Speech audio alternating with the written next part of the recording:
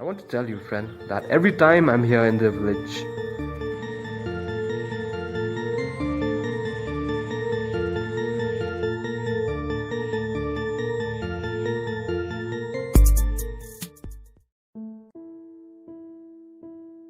Grandpa, can I ask you a question? Why, go ahead, child. What's bothering you, Dora? Nothing. I'm just wondering, why do people eat kwai?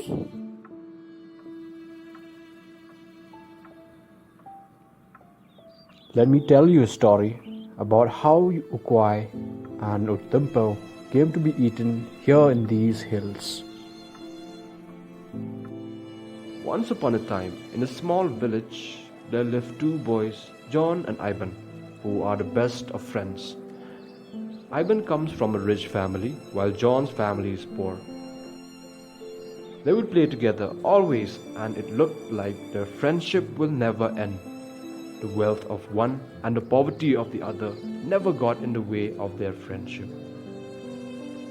When they grew up and took up different occupations, they were not able to meet up as often as they normally would, which is throughout the day. Even so, the intensity of their friendship remained the same. Whenever they find the time, they would see each other and go on walks together.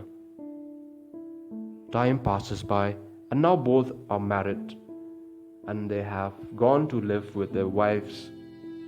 John lives with his wife in another village, and then the two friends hardly see each other at all. Nevertheless, whenever John visits his native village, he never fails to visit his friend to eat and drink with him.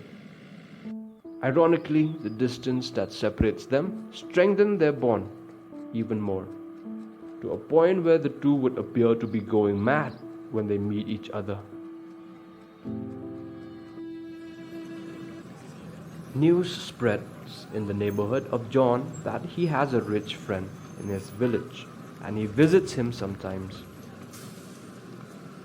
But since the neighbors have never seen Ivan coming over to his house, they doubted his existence. So whenever they go to John's house, they would indirectly insult his wife till she feels defeated and sad. Then one day, she asked John, What kind of friend do you have? Never come to visit you. Not even once, ever since we were married. Hearing this, John makes up his mind to invite his friend over. So John went to see Ivan.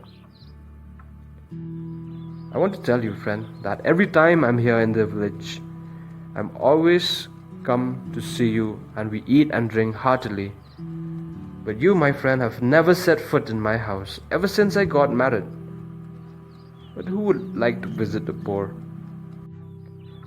John spoke in a tone of self-pity. Well, you're right. I've been very rude to you. I was quite busy and did not find the time to make preparation to visit you. But don't feel sad, friend. Send your wife my love and appreciation. I think I will come to your house this week itself. When John went home, he told his wife that Ivan will come to see them the same week, and they have to arrange food, if not a feast, for him. The wife is very pleased to hear the good news, but she reminded John, What will we serve your friend when there is no food at home? This is so embarrassing. Go and ask some food from the neighbors. If we don't have any food for him when he comes, it will be a huge disgrace. So the wife went to the neighbor's house, but wherever she goes, she was turned away and she received nothing. She returned home empty-handed and was filled with a feeling of great disappointment and grief. When John heard about the inconsideration shown by the neighbors, he said, "What kind of world are we living in where I can't even provide a morsel of food for my dear friend? It's better for me to die than to live in such a world." He then took a knife and stabbed himself to death with it. When his wife saw this, she said in shock and grief, If he's dead, then what purpose do I have to live? The wife took the same knife and killed herself. Now in this village lived the thief who lurked around every night looking for opportunities. And on that fateful night, he happened to be walking by John's house and finding it to be quiet with only the hearth burning. He entered and proceeded to warm himself. He fell asleep by the warmth of the fire and awoke in the morning. He got up hastily and ran, but within a few steps he noticed the dead bodies of the couple. He stopped and decided not to leave the house, lest he is accused of being a murderer. He thought for a while and realized that if he leaves the house or stay inside it, no matter what he does, he will definitely be blamed for the deaths. In a panic, he took the same knife and stabbed himself. And now, 3 people are dead just because there is no food, there is no fish to give to a friend. In the daytime, people who were walking about and loitering around John's house were astonished that John had not opened his doors and windows and that it was quiet inside. He went to peep in through the door and saw the dead bodies of the 3 lying there. They were frightened by the horrific scene and ran to inform the neighbors. When everyone had gathered to witness the sight of the 3 dead bodies and the bloodied knife, they assumed the reason to be because they don't have any food to eat. In the middle of the day, Ivan arrived in the village, only to learn about what had happened to his friend. He grew very upset, and with an aching heart he cried and said,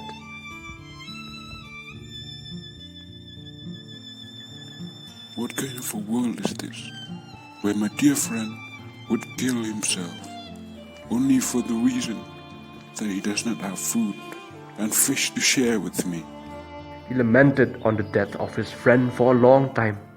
He prayed to God to show the people a different way to express their love for their friends whenever they come to visit without worrying and troubling themselves.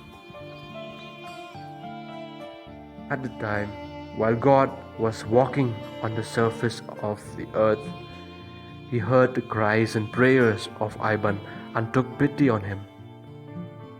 Then God announced to the world that from the 3 dead bodies will arise 3 trees, the product of which can be used by both the rich and the poor to express their love for their friends and relatives when they come to visit them. And so, from the body of John, God raised Ukwai, from his wife Utumpel, and Dumasla from the body of the thief. From then on, it is a custom in the Khasi community to partake in the consumption of Ukwai and Utumpel with their friends and relatives at home or in the midst of hills and valleys or street and alleys.